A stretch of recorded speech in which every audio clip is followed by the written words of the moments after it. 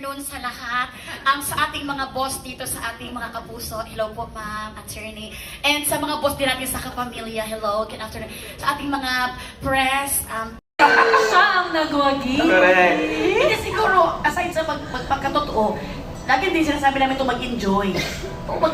Kasi siyempre celebrity sila, di ba? I'm sure 24 hours yung trabaho. Alam mo yung halos everyday yung trabaho nila.